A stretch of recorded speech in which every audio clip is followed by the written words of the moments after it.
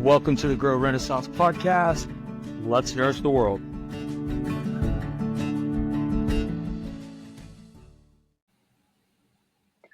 All right, welcome to another episode of the Grow Renaissance podcast. I'm super excited. We got a familiar face here.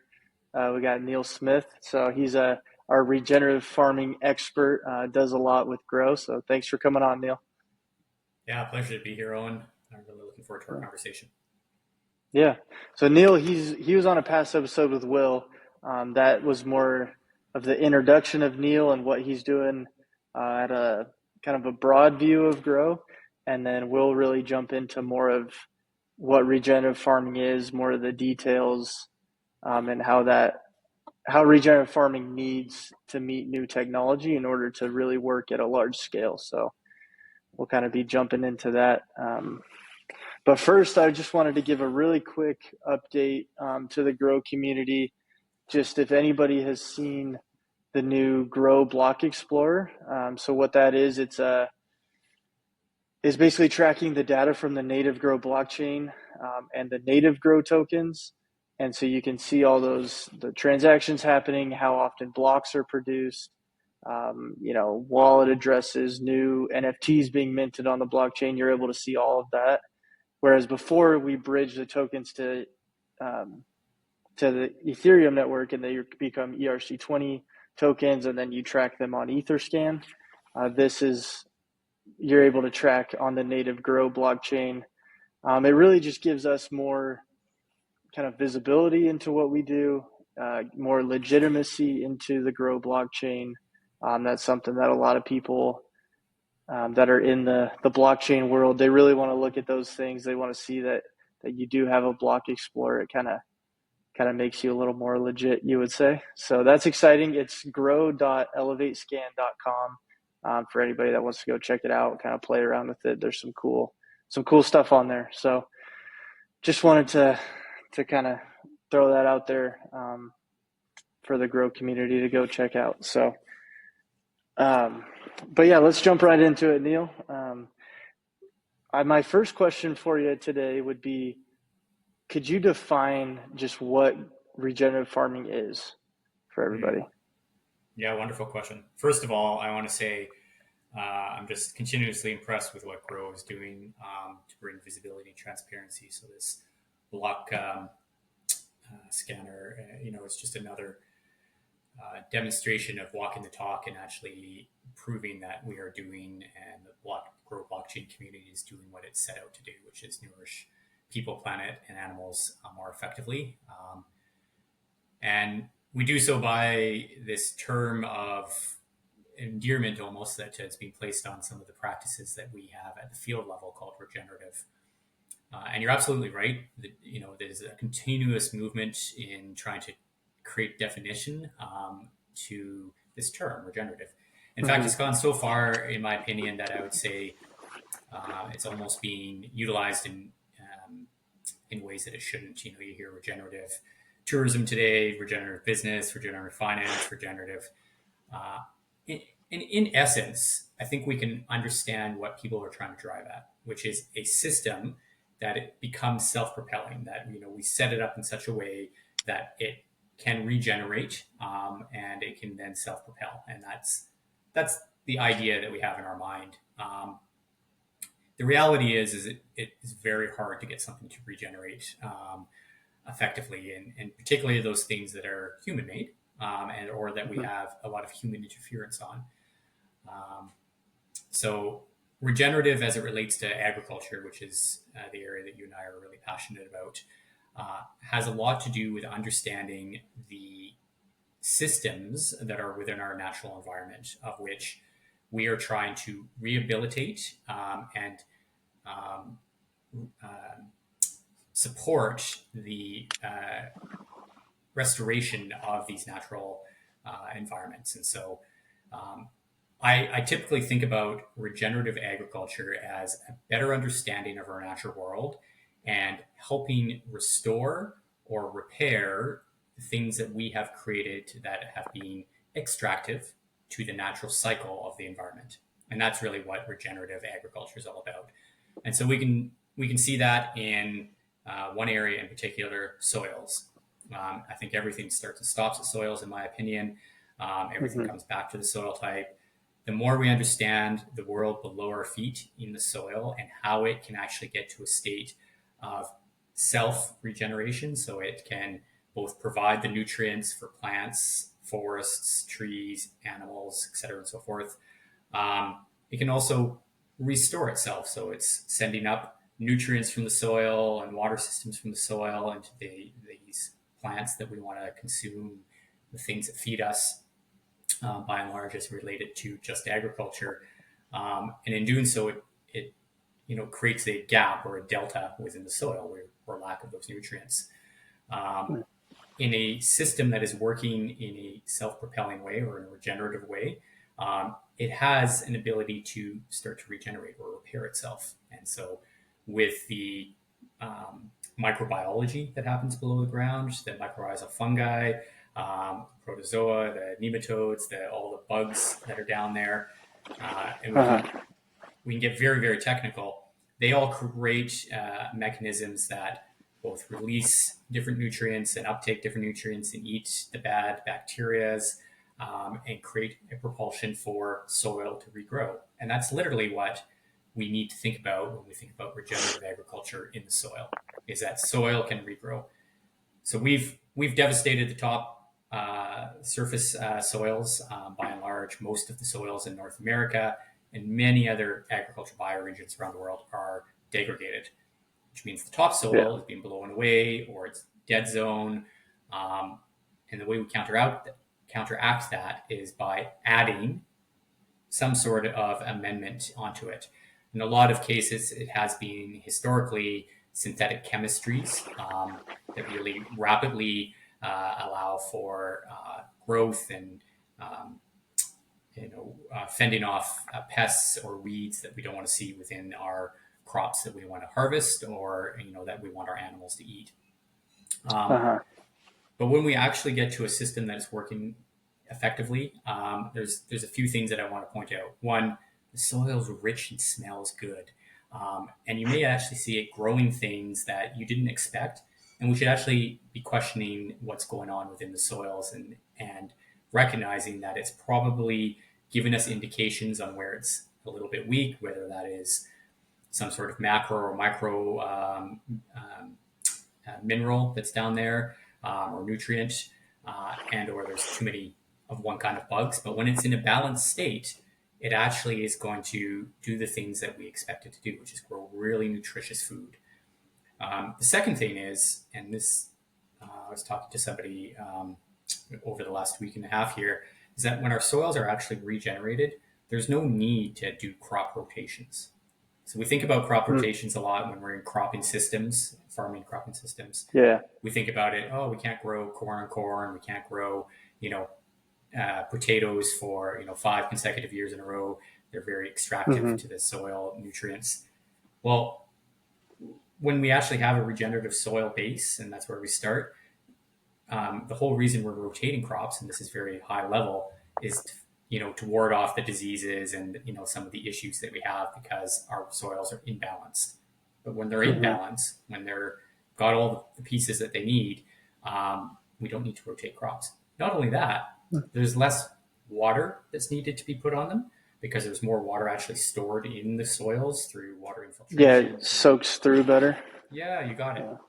So that's my definition of regenerative. It's a system that has restored or regenerated itself and can function on its own without any of our interference, I guess is the best word that I'm looking for. Yeah.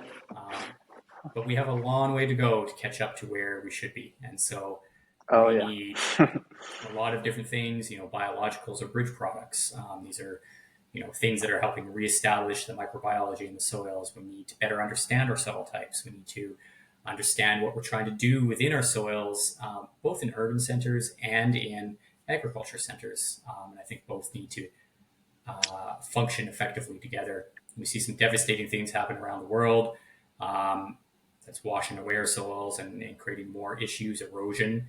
And so it is imperative that all of us whether you're growing food, raising animal on the land, whether you're pushing dirt, for the purposes of reestablishing parks or greenways or just in urban centers, we need to focus on regenerating the soils for many, many reasons. First and foremost, that a regenerated soil is going to work with us, not against us. And right now it's working against us. Yeah. No, I think that's super interesting that you're talking about the crop rotation, because I think that's something that most people don't understand or realize.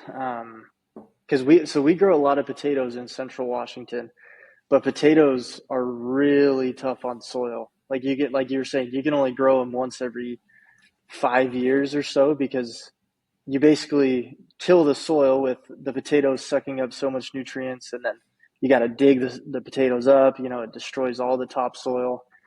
So you basically kill the soil, and then the next 4 or 5 years you're planting like alfalfa, timothy, just to like give the soil a break pretty much before you plant potatoes again. So what would allow someone to be able to just plant potatoes like every year? So potatoes are one of those crops that potentially wouldn't plant every year just because they do have a high uptake. Yeah. But when we have a fully regenerative system, you may not be planting potatoes the way we think of today. So a lot of cases we hill up and then plant potatoes, so they're grown in hills. Yeah. That is actually more extractive and is adding to the extractiveness. We can plant potatoes in situ or right into the soils. Obviously, it's harder to harvest. It takes a lot more human power than machinery power. And so we've created the production system, and a lot of our equipment and a lot of our methodologies, practices to grow, crops such as potatoes have to do with efficiency, uptime, volume, quantity. Yeah. And you've noticed that I haven't brought in the word nutrient density. And so taste, flavor, nutrient density are things that we forget about because the production system is so focused on, the quality of a look and feel of a potato and the volumes that need to meet contracts and, the high demand for that. We have a high demand side. The demand is the consumer, the demand is the food supply chain.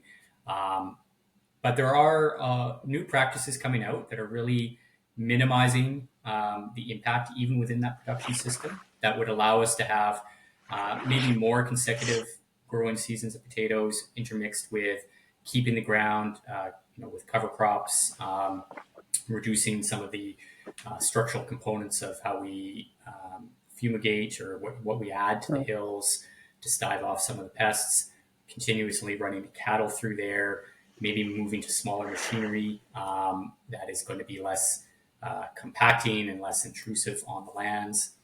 And then there's some neat research that's going to be done. I'm actually going to be part of a project where we're going to try to regenerate a couple of paddocks and then put a potato into a rotation and actually try to spur on the fact that we've got enough nutrients and enough soil regeneration in there that we could not completely deplete it and help it get back to life quite quickly for another rotation of potatoes close on the heels of the first crop.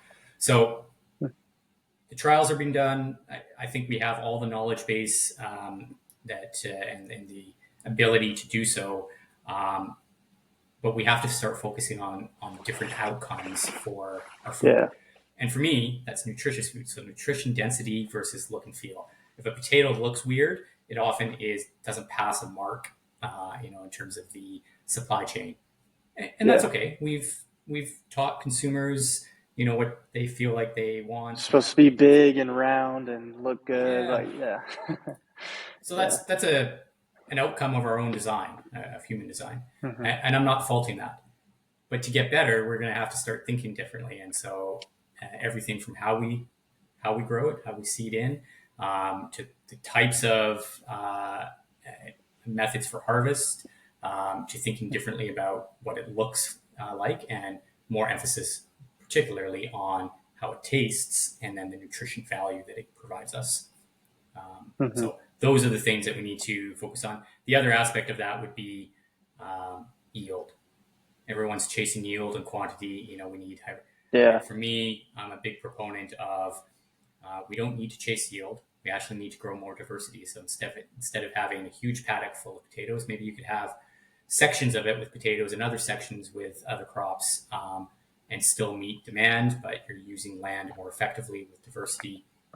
These are all things that we have to think about differently. So even in a production system, um, we need to take a look at how we are actually meeting those demands that are being asked of us as farmers to grow, um, and do so in a way that is different from our current setup. But change is hard. Yeah. I get it. I understand. Um, so we got to work together, and we're at a time and place, I think, in our journeys around the sun, as a human race, but certainly within our life cycle that you and I are living in, that we we can't just keep talking about it. We actually have to start doing things that we're thinking about. Hmm. And it's not going to be perfect, and it's not going to be pretty, but we got to iterate, and we got to iterate fast, through the trials and errors of getting to where we are. And don't forget, to get to that production model that we're so used to in agriculture took a lot of trial and tribulation and testing, and so now we're just finding a different track, and we got to get back to different ways of doing things to have different outcomes. Yeah. Yeah. I think it's all just a big, I mean, it's just the learning cycle. We used to, say 100 years ago or something, 150 years ago, it was all everybody kind of grew their own food in their backyard. And then Yeah. you had your neighbors and you kind of helped each other out, helped supply each other. And then we had took this great leap that was great. Like it needed to happen because we were able to feed so many people now. Like we can, like food is everywhere, right? Mhm. Especially like, I'm in the United States, you're in Canada. Like we have plenty of food. Um, but now we're killing the soils. So it needs to kind of hit a mix of the two where it's like, okay, we buy locally, it's grown regeneratively, it's grown naturally, but Yeah. we can still feed, because the most important thing is that people aren't going hungry. So we got to be able to meet that in the middle, right? And feed everybody, do it in a regenerative Absolutely. way. And that's where that learning curve is kind of coming in now. And I think a lot of the direct consumer models, utilization of technology, emerging technology in particular, is allowing consumers to have a better awareness of where their food's coming from, and even a relationship with the farmer, people that grow their food. Mm-hmm. Um, and a lot of our food travels great distances, um, and so we need large yields to meet these demands, to travel large distances, and there's contractual agreements set up. And so, to your point, we can take that. I can grow it in my backyard. We can scale it up to production scale agriculture, so we can still feed our populations, but we can do so in a Mm-hmm. more bioregional focus. So we're not having to transport as far. We're eating within the seasons, so we're not having avocado 365. We're having the Uh-huh. things that are specifically within our bioregions grown within the season. um, but we have a lot more focus when we have direct to consumer and relationship with our farmers on the nutrient value of that. There's always going to be commodity trade for certain products that are less perishable, on the shelf, and certainly an ability to share very unique products that can be shipped around different countries or even within North America. But by Mm-hmm. and large, if we can think more bioregionally focused, or more locally would be another term, um, and really connect with our farmers, allowing them as well to keep a little more of the dollars in their pocket, not have to be work with so many middlemen that they lose a lot of the effort and value that they've put into growing really good crops, and food Mm-hmm. for us. We start to shift the way we think about food. Humans were set up, and I remember this, Owen. Humans were set up to be very social. It's in our DNA, it's in our blood. If you do some reading on history, if you talk about, um, the olden days, and I'm talking way back to the Egyptian markets, and uh, Mm-hmm. back in many many moons ago, people went to the market regularly every day. It was part of that social interconnection. They bought the food that they needed for that day or the next few days, and that was part of the process. They were very connected to the farmers who came to the market. They understood how things happened. There's a bit of more of a trade component there and bartering system. But nonetheless, it's a human interconnection. And I think that's been missed heavily in our agriculture. We've almost put agriculture way out on, out in left field, and the consumers sit over here. And there's this messy middle. And that messy middle is both agribusiness and food supply chain distributors, and everyone in the middle. And we need to quiet down that. I mean, they're not going anywhere. That messy middle isn't going anywhere. And, there's certainly some good aspects and some things that I think need a lot of focus on correcting. But we need to connect the farmer and the consumer in a more holistic way, meaning relationship building, so they have an understanding of what it takes to actually grow your food and what that means, and how far it's got to get onto the plate and what healthy food looks like. It's going to start to have domino effect in other areas, health and other aspects of our life. But just from that one aspect, it's very important. But consumers can help contribute to this regeneration of our ecosystems. So they can also help us with regenerating the soils by, keeping lawns covered, not putting fertilizers down, reducing water impact, using vermiculture. We can have great, worm casting growing on farms. There's an ability for that. And then that can be brought into the urban centers. We can repopulate parks, put more trees on, integrate animals. And so whether it's backyard or small scale agriculture hobbyists or production, and really somebody asked me, they said, define farmer for me. And I said, there's two segments. There's sort of this hobbyist farming, small, medium, and large, that focus on, growing food and maybe sending that to market, farmers markets. And then there's production agriculture, small, medium, and large. You and I work very much in that production side of life to feed the world and ensure that, there's opportunities for everyone. But both of them have the same fundamental background, which is it starts in the soil, stops in the soil, and there's things that we can do in both environments, whether you're hobby or production, that will continue to educate the layman, the consumers, and the messy middle on what they can do to get involved, that continues to support the farmer in their efforts to grow really good food for us, and raise really good animals. Animals are very much a huge part of our systems, and I very much believe they need to be included in all of our agriculture systems.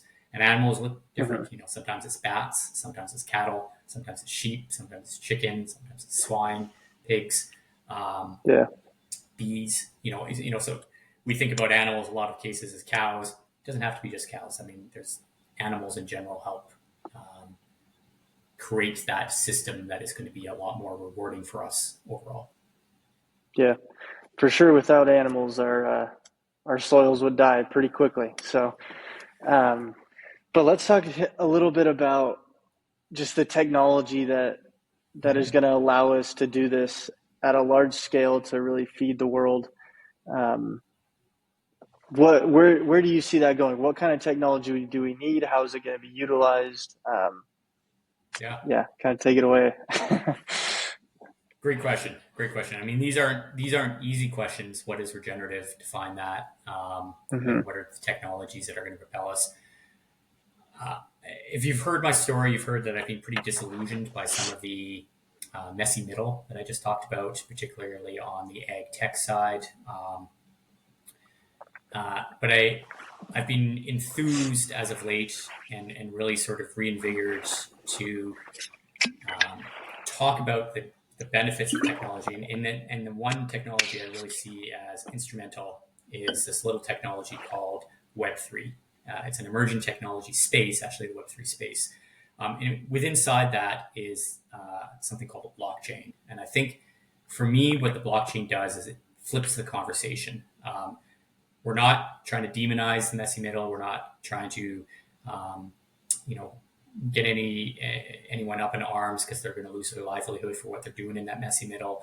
But we are looking to change the conversation. And I don't think there's been a mechanism or a technology to date, in my opinion, that it has allowed us to do that in such a meaningful way. And what I mean by flipping the narrative, it really allows the farmer to have a lot more ownership over all the aspects of their farm operation. A lot of that is data. And today, data is as important in any market space, it doesn't really matter what it is, as it is in agriculture. And I think ag tech, so the introduction of precision farming technologies, variable rate technologies, all the instrumentation on our equipment, all the drone software, and then we got into LiDAR and spectrometry, so using satellites and different instrumentation to better understand the vegetative indexy changes that are happening, and even going as far as understanding the carbon dioxide that's in the air that's detrimental, and how we can contribute to reduction of that, methane avoidance, forestry. All of these are agribusiness or agri-tech technologies that in themselves I think are great, but as a whole create a lot of confusion, a lot of messiness, and a majority of them miss a key component, which is the farmer is the one that's putting all the hard work, sweat, and tears in creating the data that's feeding the systems. And we need to support the farmer to own their data and allow them to have conversations with all these great technologies in that ag tech space. They shouldn't input and then purchase a license to pull out the reports from the utilization of that data. That data should be theirs. And so we got to find different mechanisms. And that's what the blockchain does. At the very root of the blockchain is you can put data onto the system, the blockchain, and it becomes an ownership piece that the farmer can own it, and he can choose to share that data with whoever he wants. He can choose to monetize it. He can open source it. He can leverage it for the benefit of integrations with these other technologies if they so choose to want to work with that farmer. But the farmer then has that choice, and I think that's super important. The other way that it changes conversation is the trust factor. So we've talked a lot about farmers and ensuring that we provide them more mechanisms, more levers for finding that longevity in their operation. So a lot of farmers are worried today about being able to pass the farm on to the next generation, or not having enough to even continue on with operations. And I think the stats continue to show that there's hundreds of farms on a regular basis that are closing down because they just can't make it for a number of reasons. So being able to have a voice of the data can help find new monetized systems to allow them to find that longevity. It's not sustainability. Sustainability is an outcome. We're going to sustain the good systems that we build, but finding longevity helps us create that opportunity to regenerate so that we can get to a sustainable state, the outcome. On the other side is trust of data. So today, I think most consumers, myself included, when you go to the grocer, when you see labels on products, there's a lot of question marks that come up. Is what's in that bag, in the box, what it says on the label? You see certifications, plastered on bags, and we ask, who's certifying them, and where's that trust, and can I see that data that says that farm is organic or regenerative, or whatever else that label is indicating. And the blockchain does that. It provides a mechanism for trust and transparency, and transparency meaning that the farmer can actually share all the information that he's put in to growing that food that's finally gotten to the consumer shelf or in the consumer's hands, and the consumer can see all that information, and so they can have more trust in the labels and the information that's on the bags. And it switches the conversation with the food supply chain, because they're now having to interact with this data in a way that they can't manipulate it, change it, scrub it, set it up to benefit them. They have to use the data that's there. It's the good, bad, ugly, warts and all. And that is where we start changing the conversation. The piece around, are we sure the data is good before it gets into the blockchain, is often the next question that comes up. And I continue to say, we've got the mechanisms today. We've seen it grow and be cultivated via these environmental impact credits. So carbon market space as a whole, whether that's biodiversity or methane or afforestry or carbon sequestration and carbon capture.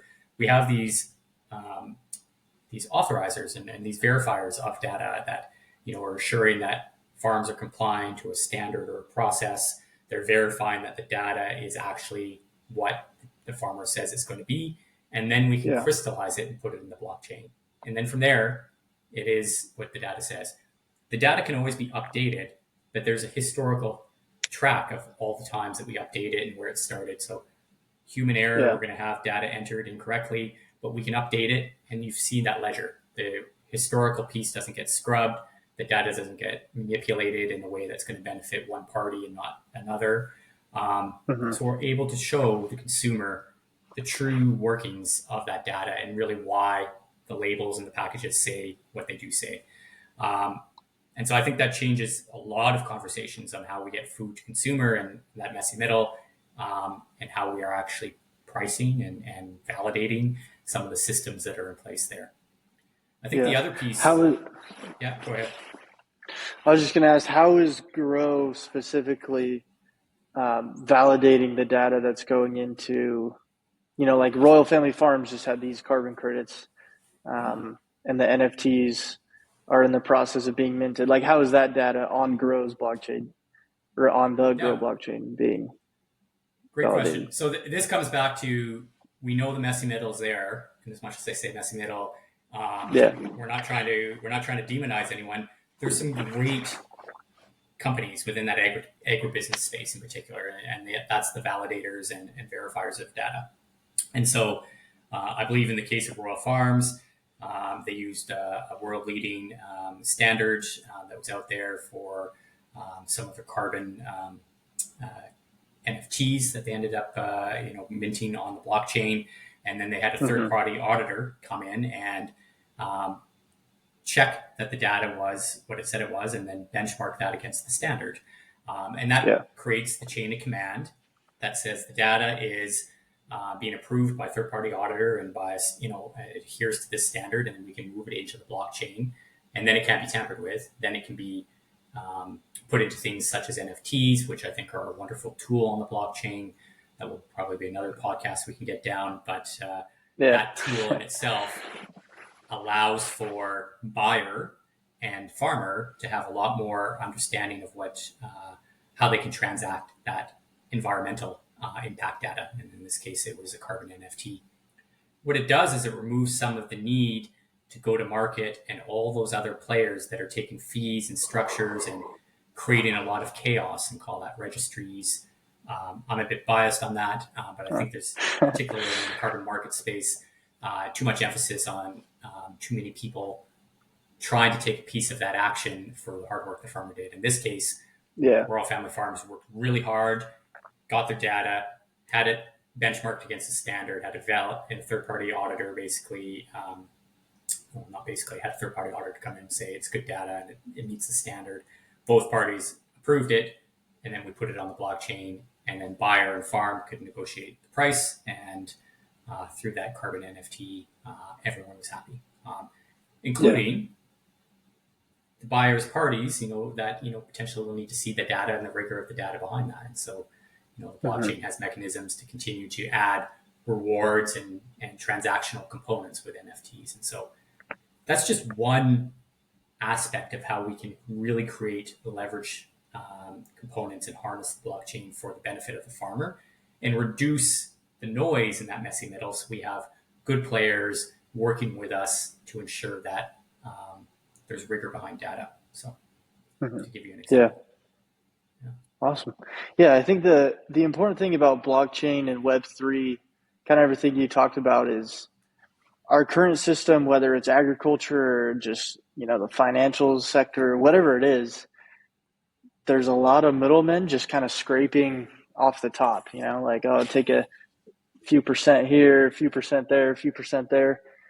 Yeah. And by the time you get through all of those, you've lost 50% or something. Yeah. And so what Web3 and blockchain does, and that's the beauty of it, is there's no middlemen in there trying to scrape off. You get rewarded for actions on the blockchain, through the DGF, and there's not anybody just, taking cuts for really not adding any value to you. Or those players that are there have more working relationship with the farmer. And so I think one of the big things, Owen, that I see happen a lot is that as we create more integration in this messy middle, the thing that gets missed is keeping the farmer at the table to have discussions to say, hey, that's my data.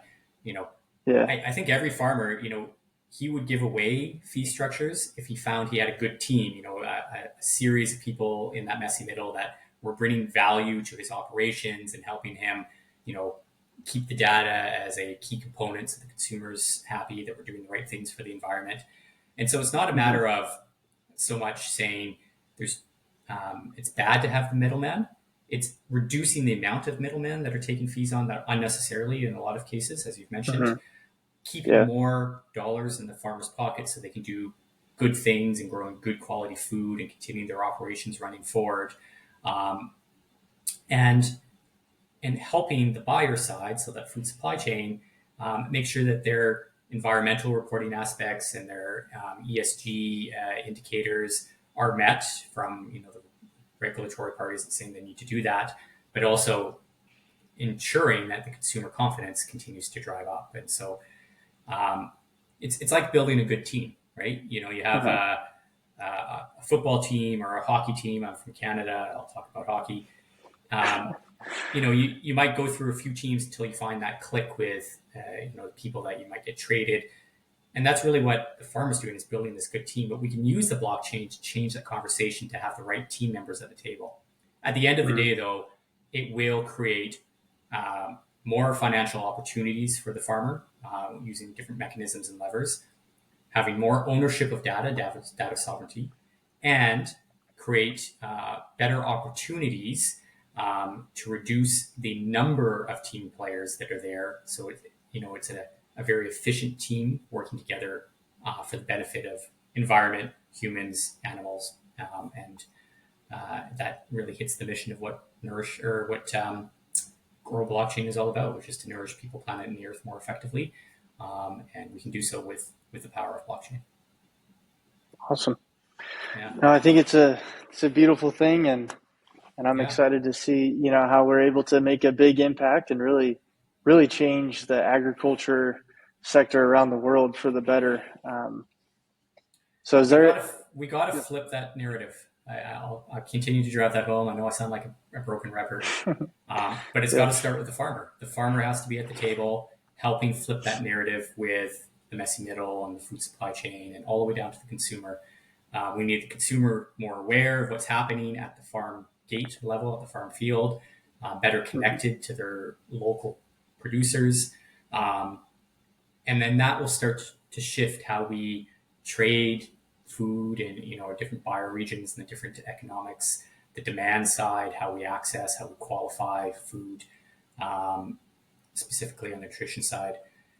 One thing I will mention, you and I, we have a bit of a ranching background and certainly livestock integration. We've talked about animals.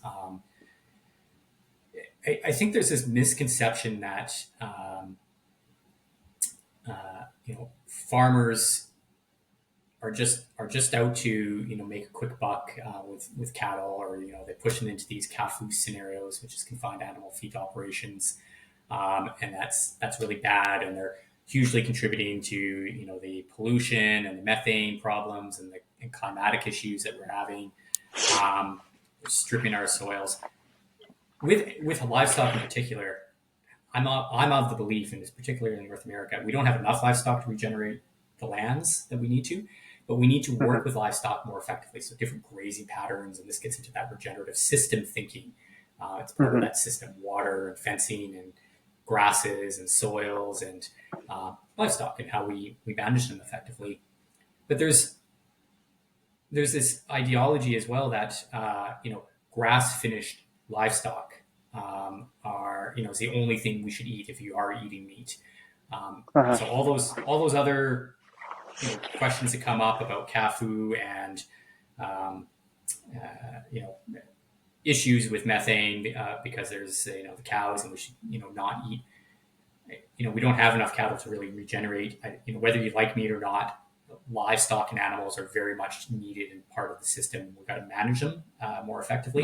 and they're wonderful contributors to a regenerative system, particularly in the restoration of those systems. But when you are eating meat, grass-fed doesn't necessarily always indicate that it's or regenerative livestock. And I wanted to point that out because I've been having a lot of conversations around that. I think you and I talked about that previously. I think people are really confused about those two terms. Yeah. And so, I think a lot of cow-calf pairs, so heifers and yearlings, they start off eating grasses. You put them out to pasture to eat, and then they milk. More and more calf food facilities, confined animal feedlots, are changing the way they do things. So they still bring cattle in, and move them through a kitchen, a feeding lot, of which we can feed them really good, nutritious food. Doesn't necessarily mean it's grass, right? But there's ongoing processes and ongoing improvements and iterations to make the final cycle or the final process to slaughterhouse more animal ethical, and so the welfare of the animal and ensuring that the nutrient levels are really good, because we're going to consume that meat at the end of the day. And so you can have a cow eating grass, but that grass could be sprayed with synthetic chemistry. That grass could have very little nutrient uptake in it. And so ranchers in particular, or stockmen, cattlemen, they have this whole other knowledge base around understanding animal nutrition. And animal nutrition in itself is something that we need to better understand as consumers. Feeding them carrots that maybe didn't get graded effectively in the food supply chain, go to fulfill a contract because they didn't look perfectly orange, and they had some bobs and weave, may have really good nutritional value, and we could feed that to the cow before slaughter. That could be part of their diet, but we need to better understand those nutrient levels in the animal. And so I want consumers, particularly with their meat, to think about the nutritional value of the meat, and not necessarily is it grass finished or is it corn finished. We can talk about, certainly there's benefits to a corn finishing, but what are they nutritionally eating? Is that farm focused on animal nutrition? Because that's going to produce better meat. And also those operations where they're really focused on animal welfare and nutrition of the animal are regenerative systems. Whether they're coming into a barn style trough where they're eating, before they get moved off into the pack houses, those are still regenerative systems. We can work with them. We're repurposing the dung that gets captured and, compost and inoculating that and spreading that manure back out. So it becomes a closed circuit loop, but less focus on, is it corn finish and grass finish? More focus on how nutritious do we, what's the nutritional components going into our cows that we're eating. And if I don't know that, the blockchain is a wonderful place to go. Is my farmer on the blockchain? Does he have data in there? Can I see it through a traceability QR code? And by the way, Gro's doing that today. There's farmers that are tracing food, and you can scan a QR code and you can see everything that has gone into the raising and the production of that animal. And I think that is the important piece to focus on. No, I think that's a great point. And kind of, I think the issue right now with that is there's not the data available. When you go into a supermarket, there's not the data available to see what that cow is eating. And that's where Grow comes in and offers a solution to that. But I do think that's the important part, because so here at Royal Family Farms, we don't feed, our cattle aren't grass finished or anything like that. But they are regeneratively grown. And that goes into kind of what you were talking about, was we have professional animal nutritionists that create it's called an MRI, a mixed ration. I'm forgetting what the I stands for right now, but anyways, doesn't matter. But so the animal nutritionist will go in, and what he will do is, see, okay, our cows, maybe they're lacking a little bit of protein. Let's put this in there. They need a little more carbs, whatever it is, and create that perfect ration for each cow. And that's also depending on, are they pregnant? Are they about to give birth? Did they just give birth? Are they a high producing dairy cow? Are they a heifer? Like each pen has a different ration that goes to it. And Yeah. that can still be done regeneratively through buying local feed. And then like you're saying, using the manure, collecting that, composting it out, then putting that manure on those fields after we harvest.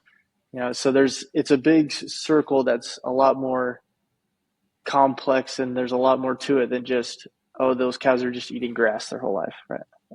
100%. You've nailed it, Owen. And, and I think even I get back to the soils, like when they are out on pasture or in the paddocks, understanding what's in the soils and how plants are growing. So phytonutrients are huge in animal livestock. And then we get into Mm-hmm. omega-3s. There's a lot of studies around the benefits of grasses, certain grasses, nutrients, crops that the cows can eat that are improving the omega-3s, fatty acids, basically. And then we get into that recipe basically for what the cows can eat towards end of the cycle before we get it to the pack house, the slaughterhouse.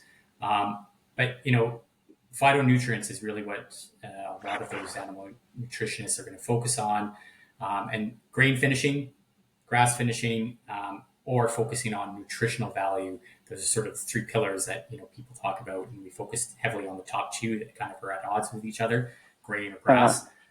But like any good system, you have to understand the system, the interconnectivity of the system, right? If we focus too heavily on water can actually be devastating. We look at the floods, right? It can wash away nutrients in the soil, and it can have leaching effects. But if we create the system where we can have water captured and infiltrate the stuff that we don't need through,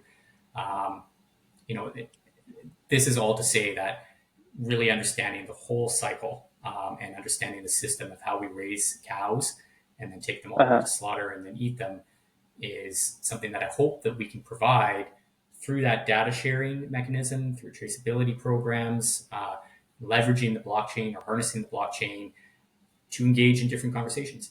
And, there's reward mechanisms too as being part of a blockchain if you think about the bigger picture. So learn to earn, getting people engaged, incentivizing them to really understand, and then helping them, earn, opportunities to be rewarded so they can continue to spread the knowledge and then engage directly with the farmer to say, I, really like your meat. And by the way, Royal Farms has got some terrific meat. I know, like it's the nutritional density of that is amazing. And what you're doing out there is wonderful in terms of every aspect. But it does. I mean, you've highlighted a few things. I mean, even, the rations that you're putting together, your nutritionists and your agriculturalists at Royal Farms, people may look at that and go, well, why are you feeding them those? And why are you feeding them that came off your fields? They should be, well, they don't understand. To my point, the question should be, just because those carrots, those turnips, or those radishes, look funny or, have different informities, there's probably more nutrition density in those than things that you're going to get at the grocery store. And so from a consumer standpoint and from a protein standpoint, it doesn't really matter. Cows, pigs, chickens, sheep, et cetera, and so forth. We need to be thinking about the nutritional value. Starts at the soil, goes all the way through. Everything starts at the soil, for sure. And also, it's not MRI, it's TMR, total mixed ration. I think MRI is some medical thing. That's a health thing, yeah. I was thinking that too, but that's all right. You got there. No, yeah. It took me a minute, but we're there. But that's great.